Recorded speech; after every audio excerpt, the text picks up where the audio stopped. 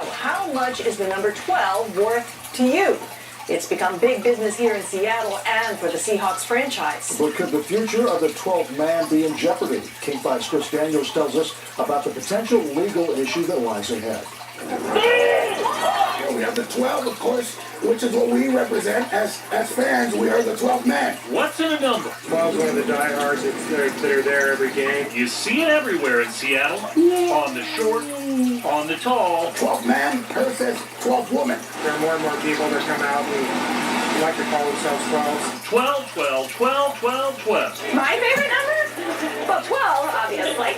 Julia Holden considers herself a 12th man, but for another reason. To me, the 12th man isn't just about the sports. It's really the embodiment of being an Aggie. You heard right. It's been like 80 plus years in the making. Ask any graduate of Texas A&M University. That call to serve our university, serve our community as well, and even serve our country is what the 12th man really means to a Texas A&M alum. It was in the Dixie Classic. It all dates back to a guy named Earl King Gill, The embodiment of the spirit. who stepped out of the stands to help his depleted Aggie football team as a true 12th man way back in 1922. The Aggies won the game. King did not play, but he was willing to. It is a story of legend that prompted a school fight song.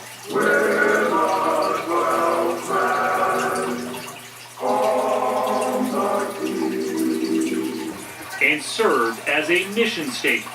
The school trademarked the phrase 12th man back in 1990. The term 12th man is invaluable to Texas A&M.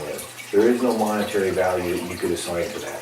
It also prompted the school to sue the Seahawks for infringement nearly a decade ago and led to an out-of-court settlement, banning the Hawks from using the phrase, establish an organization, or raise a flag with those words. But it also allowed limited use, like lettering on the Clink's lower bowl, for the low price of $5,000 a year. It may be the best deal in professional sports. The Hawks have branded 12 and taken the ball and run with it. The jersey is in the top 15 in sales in the entire NFL. Forbes reports sales of Hawks merchandise grew 51% a month during the season, and the Hawks brand alone is worth $87 million. And the franchise is now trying to, or has, trademarked multiple variations of the number. I haven't met an Aggie who's fully comfortable with the Seahawks' use of the term, to be honest. The school's agreement with the Hawks is set to expire next year.